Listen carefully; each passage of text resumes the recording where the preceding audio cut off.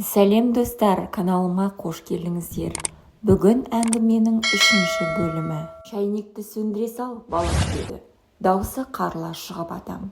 Жарайды ата. Мен Бақанасқа келгенмен 1 айдан асты. Мұндағы ауа райына адамдары мен тыныс тіршілігіне төселіп қалдым. Алайда Сараның кетуімен жан дүниемде пайда болған жара әлі де сыздатады. Түн баласына қар аралас жауынды түнді еске алып, көз ілмей таңды жалғапты жүрмін. Менің атам әжем қайтқалы ауылда жалғыз тұрады. Бақанас әжептәуір көлемді, Алматыдан 200 шақырымда орналасқан ауыл.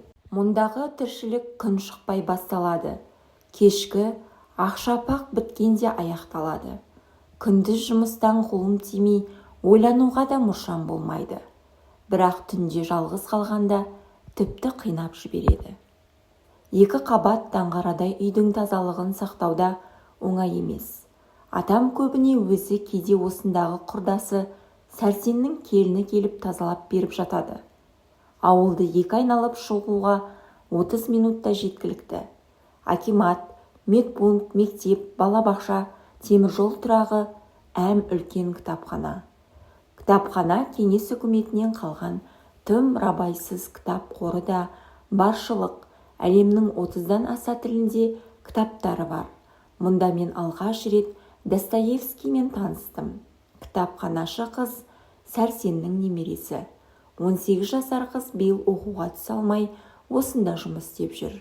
Онымен әбден араласып кеттік. Арасында оқу қызғанда өтініш қылып, кілтті алып қалып, сәрені осында өткізем. Атам кейде ғана оқуың не болды балам деп сұрағаннан басқа мені мазаламайды. Кезекті тарауды тамамдап, көзімді жұмып, ойларымды реттеуге кірістім. Құлағыма сыртта ақырын ескен түнгі самал желдің даусы гу-гу деп еміс-еміс келеді. Жалғыз менің төбемде жанып тұрған шамның астында басыма сан түрлі ойлар келе бастады. Универ, Алматының кептеліс көшелері, Аружан, иә, мұнда келген күні мен ұялы телефонымды сөндіріп сөреге қойдым. Сыртқы әлеммен ешқандай да қатынас құрмай, Бақанаста тыныш өмір сүріп келем. Бәлкім ол мені іздегенде шығар. Бірақ неге мен өз-өзіме мұнша сенімдімін, білмеймін. Кітапты орнына қойып, есікті кілттеп тысқа шықтым. Аз жүргенде тоңа бастадым да күртешемнің алдын жаптым. Bir жақ беті ғана жантайып, шамды көшелермен асықпай аяңдап келем. Ойын алаңының жанынан өтіп жатқанымда мяу деген дыбыстарды құлағым шалды. Бұрылып соңынан ердім. Талдың түбінде ақ мысық жатыр. Қолымды созып жатқанымда ол арқасын жиырып мыр деді.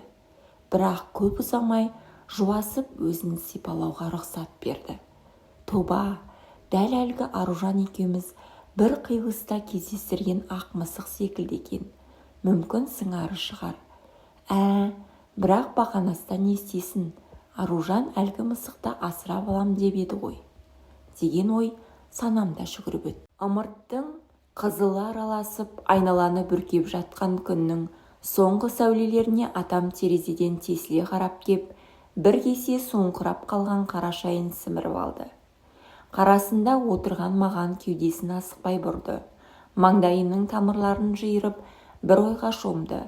Сосын байызды дауыспен: «Ай балам, мына жалғанды жалпағынан басып келе жатқаныма 70 жылдай болды. Мен өтіп жатқан әкенің өсиетін естіп отырған ұлы секілді түрімді жиып, бар зейінді салып, үнсіз тыңдай бастадым. Өмір жолымда тағдырымыз тоғысқан адам аз емес. Солардың бәрінен ұққан бірен-саран дүниені құлақ ассаң тарқатайын».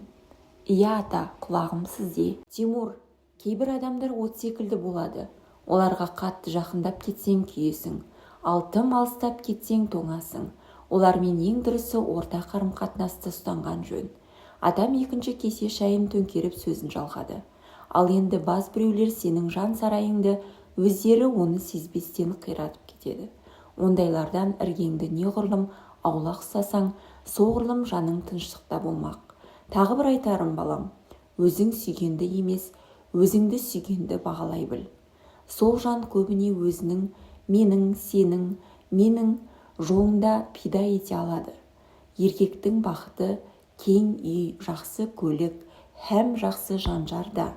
Өзіңді сүйгенді бағалай біл деген сөзді естігенде, неге екені белгісіз көз алдымда Аружанмен өткізген сәттер зырғып өтті. Ертесіне түннің бір уағына дейін кітап оқыдым. Айтматовтың мына сөзіне ерекше тоқталдым. Адам үшін ең үлкен трагедия біртіндеп өзі де байқамай адамдық келбетін жоғалту. Кітапты жауып қойып біраз ойланып қалдым. Көз алдыма біраз адамның бейнесі келді. Бірақ оларды атағым келмейді. Аулаға шығып таза ауамен тыныстап, біраз серуендедім. Ай жарығы шарбақтың төрінде орналасқан қалың қарағай ағашына ерекше түсіп тұр екен. Етегіне ақырын аяңдап жақындадым. Басымды көтеріп, биігіне көз тіктім. Ол жақ қараңғы, тым қараңғы, не бары белгісіз бұлыңғыр екен. Қайтадан етекке назар салдым. Мұнда бәрі айқын, алақандағыдай екен. Иә, бәрі зайыр, Тимур. Тек сен оны қабылдағың келмейді. Осы ойдан кейін аптығып бөлмеме жүгірдім. Бөлмеме кіре сала, сөредегі ұялы телефонымды тауып алдым. Қуаттағышқа қосып Аружанның нөмірін іздей бастадым. Бірінші қоңырау көтермеді. Екінші, үшінші, төртінші, енді қызғылт түймені басқалы жатқанда, «Алло, иә, кім бұл?» деген ұйқылы ояу Аружанның үні естілді. Жүрегім басқаша соғып, санамды бір сәт соғып басты. Қанша уақыт өткенін дөп айта алмаймын. Бірен сәттер мүмкін біраз уақыт. Бірақ маңыздысы мен бар жігерімді жиып, «Аружан, қалайсың?» деп айта алдым. Атама үстел үстіне хат қалдырып, қара түн жамылып асығыс жолға тарттым. Алматыға жеткенше барғанға не айтам, не қоям деп өз-өзіме сауал қоюмен болдым. Бір кезде дегбірім шығып, қолымды бір сілтедім де бара көрерімізге көндіктім.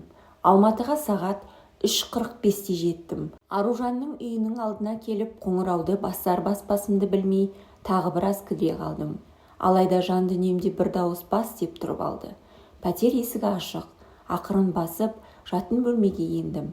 Үстел шамның жартылай жарығына жатын көйлешен отырған Аружанды көргенде сілейіп қалдым. «Я, келдің бе?» деді ол араға аз уақыт салып. Дауысы басқаша шықты. Ол дауыста сағыну, өкпе, наз бәрі де аралас еді. Оны айқын сездім. Мен үнсіз өзімді оның алдына сүйреп әкелдім. Ол көзін көтеріп маған мейірлене қарады. Санамда сендерге оларда тыныштық бар деген кітап сөзі жаңғырық болып естілді. Тізерлеп сылқ етіп еденге құладым. Шақша басымды оның ыстық етегіне қойып, балаша солқылдап жыладым. Ол тек үнсіз ғана қара шаштарымды сипап отырды. Маған оның өзі аса жеткілікті еді. Жан-жағы тіршіліктің шәрбаты таусылған жалаңаш ағаштар. Қос аяқ қолмен ақырын аяңдап келем. Қайда, не үшін, кім білсін. Маңыздысы ол емес.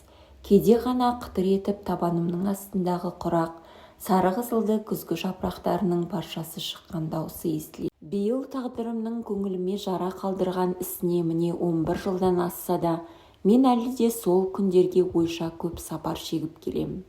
2014 жылы ұялы телефоныма бейтаныс нөмерден қоңырау шалынды. Даусын естігенде жүрегім бірден таныды. Я, ол Сара еді. Шетелден Алматыға оралғанын, тап қазір кездескісі келетінін айтты.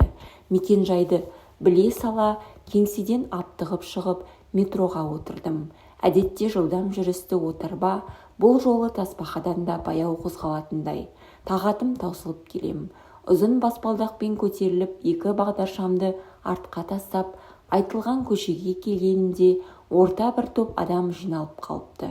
Соның арқасынан дабылдамасын зуылдатып сары жедел жәрдем көлігі жүйткіп кетті. Тобырға жақындағанымда көшеде қызыл текеметтей жайылып жатқан қою қанды көрдім. Жүрегім бір сұмдықты сезгендей көңілім аласұрды. Сұлу екен, байғұсқа обал болыпты деген күбір-күбір әңгіме құлағыма келіп кетті. Достар, әңгіме осылай аяқталды. Келесі жаңа әңгімені тыңдау үшін төмендегі подписация бөліміне өтіп, тіркеліп кетуді, пікір жазуды ұмытпаңыздар.